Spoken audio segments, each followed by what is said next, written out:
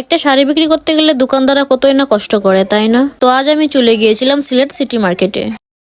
Hi everyone, আসসালামু আলাইকুম। তোমরা সবাই কেমন আছো? আমি আলহামদুলিল্লাহ অনেক ভালো আছি। আমার মনে হচ্ছে কিছুদিন আগে আমাদের বিয়েটা হয়েছে। এই তো বিয়েটা হলো, কিন্তু কিভাবে একটা বছর হয়ে গেল নিজেও বুঝতে পারতেছি না। এই তো আমাদের দুদিন পর 1 বছর পূরণ হবে। তাই তো রকেটের গতিতে চলে যাচ্ছি মার্কেটের দিকে। মার্কেটে গিয়ে দেখি লিফট অফ। কেমনটা লাগে বলেন? মার্কেটে লিফট ছিল, কিন্তু খুব একটা মানুষ না হলে নাকি লিফট গুলো অন করে না। তাই আমি সিঁড়ি দিয়ে হেঁটে হেঁটে চলে গেলাম উপরে। মার্কেটে গেলে নিজেকে সেলিব্রিটি মনে হয়, কারণ সবাই ডাকাডাকি করে। কিন্তু আমার তো একটাই কথা, যেই দোকানের কাপড় কোয়ালিটি ফুল হবে, ভালো লাগবে, সেই দোকানে আমি যাব। এটা শুধু আমার কথা না, প্রত্যেকটা মানুষেরই হয়তো কথা। যাই হোক, দোকানে যাওয়ার পর ব্ল্যাক শাড়ির কথা বলি, উনি বলে এখানে নাই, আপনি পাশের দোকানে যান। তো আমাকে পাশের দোকান দেখাই দিল, আমি সেখানে যাচ্ছি। এইদিকে আমি সন্ধ্যায় কোনো নাস্তাই করিনি, নাস্তা না করে মার্কেটে চলে আসলাম। তো আমার হাজবেন্ড আমাকে চকলেট ধরায় দেয়, আমি চকলেট খেতে খেতে অবশেষে সেই দোকানে চলে আসলাম। তো আসার পরে উনি আমাকে কয়েকটা শাড়ি বের করে দেয়, কিন্তু আমার হাতে চকলেট থাকার কারণে আমি ধরতে পারতেছিলাম। প্যাকেট কোথায় ফেলবো সেটা জায়গা না খুঁজে পাওয়ায় ডাস্টবিন খুঁজতেছিলাম। তো এদিকে আমাকে দোকানদার 3টা ব্ল্যাক কালার শাড়ি বের করে দেয়, 3টাই পার্টি শাড়ি। অনেক দূরে ডাস্টবিন ছিল, আমি ডাস্টবিনের প্যাকেট ফালা দিয়ে আসি। আসা দেখি আমার শাড়িগুলো তেমন একটা ভালো লাগে নাই। শাড়িগুলো অনেকটাই গর্জিয়াস ছিল, যেটা আমার পছন্দ হয় নাই। আমি সিম্পলের মধ্যে কিছু চাচ্ছিলাম। 2টা শাড়ি খুললাম, দুটোটাই আমার পছন্দ হলো না। আমার মনে হয় কয়েকটা দোকান ঘুরলে আমি যেটা খুঁজতেছি সেটা পেয়ে যাব। মার্কেট এসে কখনো এক দোকানে দেখে কিনতে হয় না, কয়েকটা দোকান ঘুরে দেখলেই আপনি যেটা খুঁজবেন সেটাই পেয়ে যাবেন। এটা আমার কাছে মনে হয়। কিন্তু এক দোকানে এসে যখন পছন্দের জিনিসটা পাওয়া যায়, তখন তার খুশির খবর, তাই না? শাড়িটারও যাচাই বাছাই করার জন্য আমি আয়নাতে চলে গেলাম। আসলে এটা পরলে আমাকে কেমন লাগবে। আমার কাছে মনে হলো এটা একটু বেশি গর্জিয়াস, তাই আমার এটা ভালো লাগলো না। এরপর 3 নম্বর শাড়ি খুললাম, এটাও ভালো লাগলো না। তো দেরি না করে এখান থেকে বের হয়ে পড়লাম।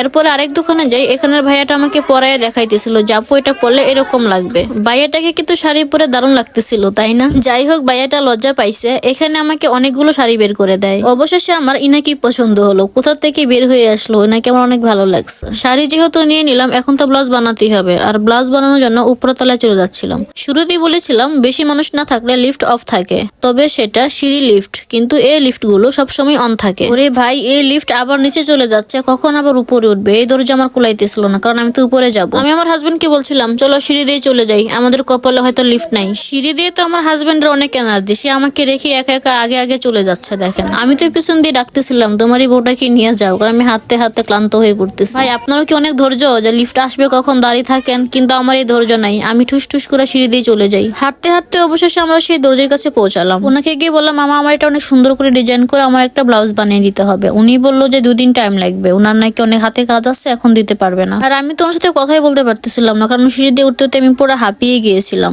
এরপরে আমি একটা কসমেটিকের দোকানে চলে আসি। এখান থেকে শাড়ির সাথে ম্যাচিং করে কিছু কানের দুল নিব বলে আমি ব্ল্যাক কালার খুঁজতে খুঁজতে এটা হাতে নিলাম। দেখলাম যে না, এটা কেমন জানি। এরপরে আমার হাজবেন্ড একটা কানের দুল দেখায় দেয়। দেখলাম যে এটা সুন্দরী, কিন্তু এটা তেমন একটা নিচে দিয়ে ভালো না। কানে যে পরে সেখানে জং ধরে গেছে। এভাবে একে একে আমি অনেকগুলো কানের দুল দেখি যে আমার শাড়ির সাথে কোনটা ম্যাচিং হবে। আমার হাজবেন্ড তো এটা দেখা দিতেছে যে এটাই ভালো হবে। আচ্ছা, আপনারা বলেন তো কোন কানের দুলটা আমার শাড়ির সাথে ম্যাচিং হবে? আমার কাছে তো এই কানের দুলটা দারুণ লাগতেছিল, কিন্তু আমি এতগুলো নিয়ে কি করব? আমরা মেয়ের এরকমই হয়, যেটা দেখি সেটাই ভালো লাগে। তারপর তো একটা কিউট আয়না আমার চোখের সামনে পড়লো, এটা দিয়ে একটা ভিডিও ক্লিপ নিয়ে নিলাম। আমার কাছে ভালোই লাগছে আয়নাটা। শাড়ি নিলাম, কানের দুল নিলাম, এবার কি চুড়ি না নিলে হয়? আমাদের মেয়েদের ইমোশনই হচ্ছে হাতের চুড়ি, আর এটা বাদ দিলে তো হয়ই না। এবার আমার টুকিটাকি জিনিস কেনাকাটা শেষ। এবার রওনা দিলাম বাসার দিকে।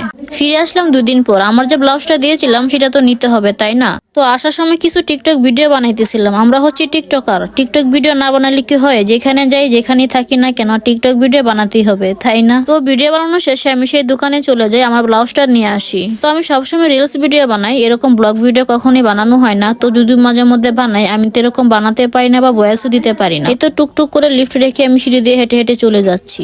আপনারা তো জানেনই যে আমার ধৈর্য নাই, কখন লিফট আসবে আমি লিফটে করে যাব। এরপর বাইরে চলে গেলাম কিছু ঝাল ঝাল খাবার খাওয়ার জন্য, গরম গরম এই শীতের মধ্যে। তো আমরা মেয়েরা বাইরে গেলে ফুচকা খাবো না, এটা কি আর হয়? তো আমরা দুজনে 2 প্লেট নিয়ে নিলাম।